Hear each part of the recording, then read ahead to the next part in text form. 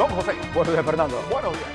Buenos días a usted que comparte su primer café con nosotros. Con nosotros, exactamente. Oiga, interesante todas las cosas que nos cuenta Fernando, pero Fernando, antes que nada, hoy es miércoles. Hoy es miércoles. De lotería. 2, 3 y 6. 2. 3 y 6, arrópense con el 1. Mire usted. Mire Estamos.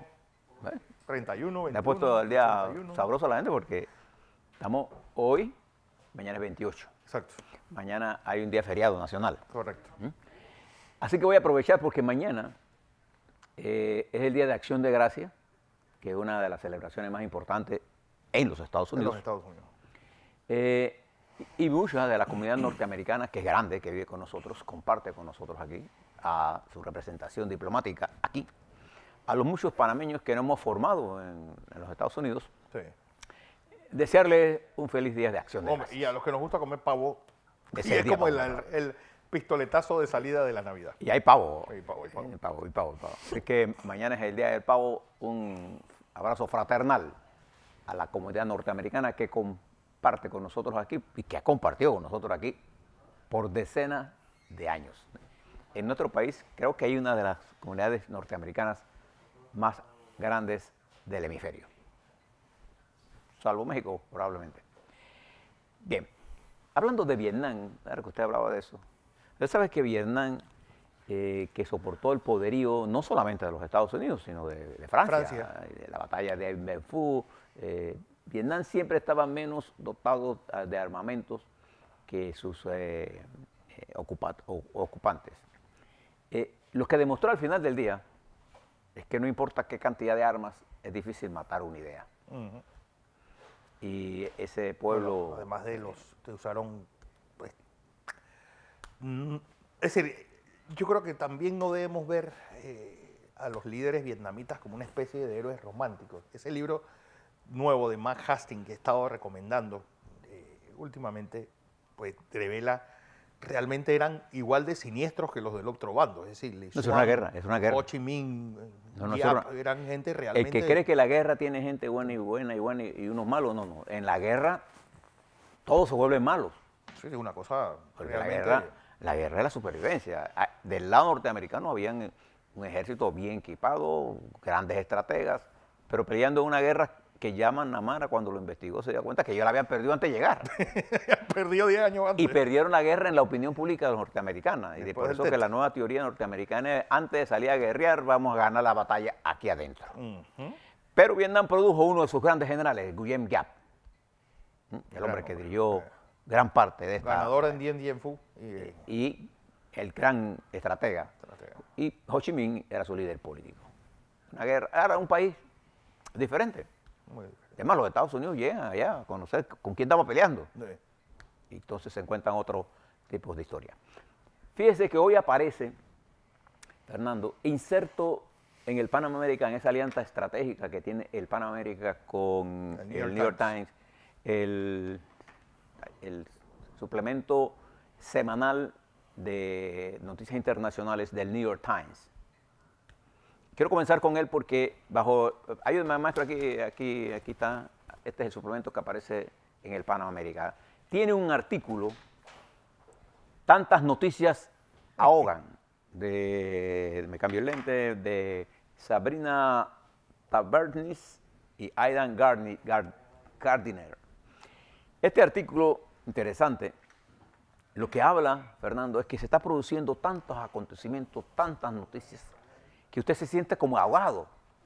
Y de pronto usted no sabe ni por dónde va tabla en todo esto, pero además le llegan instantáneamente a usted en redes sociales, Twitter, Facebook, noticias bien, noticias malas, a favor, en contra, este juicio en los Estados Unidos. Entonces le es difícil a usted comprender. Es decir, cómo unir todo lo que uno recibe. Y fíjese, le voy a leer un parrafito de esto, para que usted vea. En este momento volátil, parecería que la información nunca había sido más crucial. Estados Unidos está en medio de un procedimiento de juicio político contra el presidente por tercera vez en la historia moderna. Falta menos de un año para unas elecciones en las que hay mucho que en juego. Sin embargo, justo cuando la información es más necesaria, para muchos norteamericanos parece ser muy escurridiza.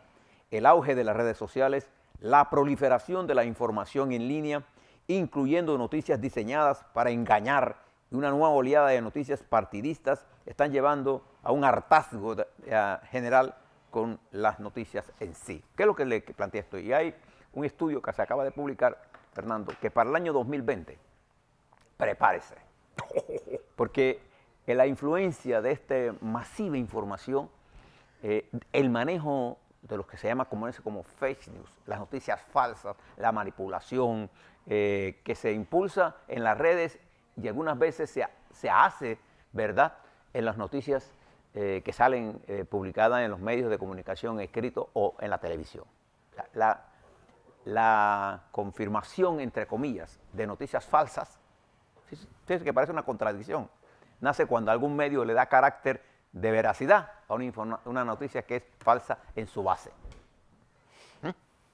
Así que prepárese usted, y es por eso que nosotros le preparamos un segmento haciendo la mejor recopilación con la información más objetiva que es posible para que usted tenga un elemento importante. ¿Por qué para Panamá es importante? Es bueno que hagamos esta reflexión un día antes del 28 de noviembre, porque nosotros somos un país geopolíticamente importante y es necesario que los panameños de todas las categorías, en términos de edades, en términos de responsabilidad, podamos jugar en el juego global que se está desarrollando. Y para hacer eso tenemos que tener una comprensión de nuestro papel en ese nuevo mundo que están haciendo en forma tan veloz y con tanto ruido y con tantos muertos.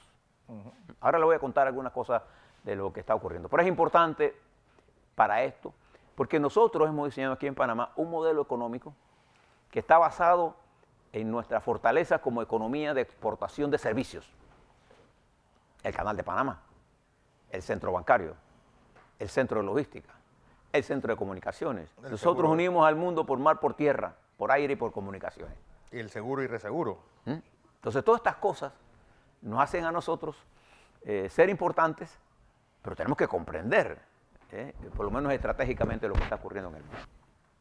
Bien, veamos algunas cosas de ese mundo en general. En los Estados Unidos, fíjense lo que dice un juez. Trump no es un rey y no puede eludir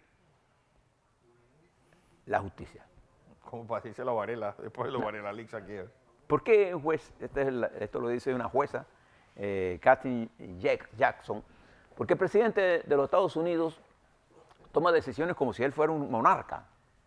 Y es la primera vez en la historia de los Estados Unidos que un presidente se enfrenta tanto al sistema democrático de los Estados Unidos con tuites que él sabe que son falsos, que la mayoría de los periódicos dicen que son falsos. Y él sabe y no le importa. Entonces esto le ha planteado un problema a los Estados Unidos. Y a partir del 4 de diciembre, es que están ahí, ese es el presidente de los Estados Unidos. A partir del 4 de diciembre, este presidente de los Estados Unidos entrará en un proceso de lo que se conoce en inglés como impeachment, que es un juicio político, que el Comité Judicial de la Cámara de Representantes, porque el que está haciendo las audiencias públicas es el Comité de Inteligencia, deberá ver estos temas. El fallo de la juez federal, al decir que el presidente no es un rey, lo que estaba diciendo es que el Congreso de los Estados Unidos, la Cámara de Representantes, tiene la facultad de fiscalizar y darle seguimiento para la rendición de cuentas al Ejecutivo. Y este es el principio del balance del poder. Cuando entendamos eso nosotros en Panamá daremos cuenta que nuestro régimen es excesivamente presidencialista, por eso que necesitamos hacer el balance para que el poder se distribuya de una forma balanceada. Entonces en los Estados Unidos, la Cámara de Representantes, ante esta decisión, si se mantiene en instancias superiores, porque no duda de que el presidente Trump, acostumbrado a los litigios judiciales, lo va a apelar, podría llevar al banquillo en esta discusión al secretario de Estado, Pompeo, podría llevar a Mulvaney, que es el secretario de prensa, y podría llevar a Bolton, que fue su secretario de inteligencia, de seguridad, para que declaren qué estaban haciendo en Ucrania. Y esto va a poner interesante el tema en los Estados Unidos. Esta situación que arranca desde el 4 de diciembre, tiene como plan finalizar antes del 25 de diciembre con el llamamiento a juicio político al presidente. De manera que el Congreso tendrá que verlo al inicio del año, estando los Estados Unidos en un proceso electoral en el año 2020. Si esta cabeza de la potencia más importante del mundo está en esta situación, porque esta no es una situación tipo la relación Clinton con su pasante Lewinsky, por problemas de relaciones sexuales. Se trata de una comunicación de chantaje de un presidente según la acusación, ojo, no lo tome como cierto, que la Cámara quiere levantar contra el presidente por querer presionar a Ucrania para que abriera una investigación contra el principal contendiente del presidente Trump en la campaña del 2020, que es el señor Biden. Y todo esto ha surgido producto de, ¿qué cosa? Los liqueos. Bueno, así están los Estados Unidos hoy. Y en eso, los Estados Unidos le declara la guerra a los carteles de México, sin decirle a México que le va a declarar la guerra. Y esto pone un problema en México, porque esto va a impulsar a los carteles a una guerra sin cuartel dentro de México. Y no creo que México va a permitir tropas norteamericanas actuando en territorio mexicano. Eso sería la caída del presidente López Obrador. De manera que, mire cómo estamos nosotros en este mundo. Y observe el Mediano Oriente, para que vea lo difícil que es comprender esto. ¿Y por qué nos interesa el Mediano Oriente? Porque una de las grandes competencias del Canal de Panamá, ¿dónde está? En Suez. En Suez. Y en el Mediano Oriente, la situación de Irán, la situación de Arabia Saudita, la prácticamente insubordinación social que hay en Irak, la guerra de destrucción masiva que se desarrolló en Siria y las confrontaciones que se dan con los kurdos y ahora con la entrada en esta guerra de Turquía, la situación de Afganistán, la confrontación entre Pakistán y la India y la destrucción del Estado libio, que ya quedó prácticamente en una batalla campal tribal, de tribus, de todo contra todo, de clanes. La situación en Argelia, la situación en Sudán, las rebeliones internas que hay en Egipto, todo eso. La situación del Líbano, movilizaciones, pueblos con ira, en áreas que controlan una de las más importantes fuentes de energía, tanto de gas como de petróleo.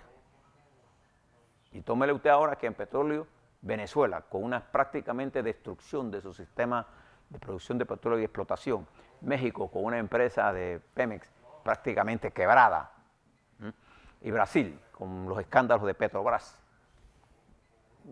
Le da una idea a usted de la complejidad de lo que estamos hablando. Y esta es la guerra. Súmele a esto ahora en la confrontación política entre el Senado y el presidente de los Estados Unidos, intentando el Senado legislar sobre Hong Kong y poner como requisito de un acuerdo la democracia en Hong Kong, cuando Hong Kong es parte del territorio chino, cierra las posibilidades de un acuerdo con la República de China o lo dilata. Y cada vez que se dilata esto, es un mes de contracción de la economía global. Mire esto que está ocurriendo en el mundo. Si usted mira África, ayer la BBC de Londres hacía uno de los más dramáticos informes sobre Zimbabue. ¿Se acuerda de Zimbabue? El dictador Mugabe que murió hace unos pocos, casi tuvo 40 años en el poder. Bueno, Zimbabue no tiene luz en el país. El 95% de la población está desocupada. No hay agua para tomar. Una de las más dramáticas situaciones de África, de uno de los líderes que llegó allí en base al nacionalismo a la época del desarrollo anticolonial. Compare ese lucha anticolonial que se dieron ellos allá, ahí está, esas imágenes, con la lucha anticolonial que dimos nosotros aquí. Si ese movimiento anticolonial africano fue el que nos respaldó a nosotros cuando Panamá se dio cuenta que era parte del mundo, porque ahora nos hemos olvidado. Bueno, esa población que está ahí, el 95% está sin empleo. Hay país, de noche sí, no hay luz. No hay luz. Además de eso, no hay agua potable. Agua para beber. Uno de los países más pobres. Hay cosas en África que están pasando horribles. Bien, ahora deje todo eso allí y muévase hacia nuestro continente. Mire lo que está pasando en Colombia y préstele atención. Nosotros le hemos venido insistiendo que en Colombia se está produciendo una especie de desplome del sistema.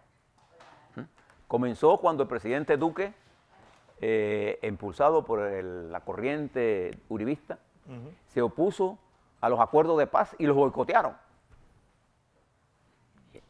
Pero además de eso, Colombia vive en un proceso de descomposición social enorme. La disparidad, la mala distribución de la riqueza en Colombia. Colombia es uno de los países de la OCDE de más atraso en términos de la distribución de su riqueza. Y entonces el presidente Duque, después de las elecciones, ha caído vertiginosamente su capacidad de gobernar, que ha sido coincidiendo con la derrota electoral de hace unas semanas, y lo tiene ahora mismo contra la pared. Y él quiere impulsar unas reformas fiscales al margen de la realidad social de su país. No lo pudo hacer y hace unas semanas se ha desatado la epidemia de las manifestaciones, la movilización, de la confrontación. Hoy en Colombia arranca una nueva huelga general, a pesar de que ayer se estaban reunidos con el presidente y no hubo acuerdos de ninguna clase. El presidente ahora comienza a darse cuenta que tienen que tomar medidas y propone que el IVA, que es el impuesto ITBMS correspondiente a nosotros, que en Colombia es del 19%, para que sepan. Sí. Nosotros aquí damos 7%. Propone que el 20% de los más pobres, de la población más pobre, sea eximido de algunos rubros del IVA y se le devuelva. Diría Cervantes, too little y too late. Sí. No hubo acuerdo ayer. Hoy hay manifestaciones. Ya van 5 muertos, entre ellos policías y civiles. Hay centenares de heridos. Pero Colombia está inestable. Y Colombia es una población armada en varios sectores de la sociedad. Los paramilitares, los lores de la droga, los sectores de izquierda más armados, una policía acostumbrada a reprimir, un ejército combativo y una sociedad en ira. ¿Quiere usted un cóctel más fuerte que ese? Lo interesante para nosotros, lo preocupante para nosotros, diría yo mejor, es que eso está ocurriendo al lado de nosotros, en nuestra frontera. Un estallido de mayor magnitud allí tendrá un impacto migratorio. Tome esto y muévase un poco hacia el sur, hacia Chile. En Chile, en Colombia el desempleo, Fernando, el desempleo formal llega al 10%. Si le suma el informal, en Colombia la situación de los pobres y el peso colombiano está en el piso. En el suelo. Usted se va a Chile, el peso chileno llegó a los 800, a su nivel más bajo. Entonces Chile ahora mismo se está incrementando el desempleo, se está incrementando la confrontación, los jóvenes que están en las calles, los viejos jóvenes, porque en Chile no están excluidos nada más los jóvenes, los viejos, los jubilados están excluidos, con pensiones de 90, 60 dólares, que no le alcanza ni para el transporte, va a alcanzar para comer. Hay familias en Chile que con 4 miembros trabajando no tienen comida para todo el mes. Comida. El 40% de las deudas que tienen los chilenos, usan la tarjeta para pagar comida.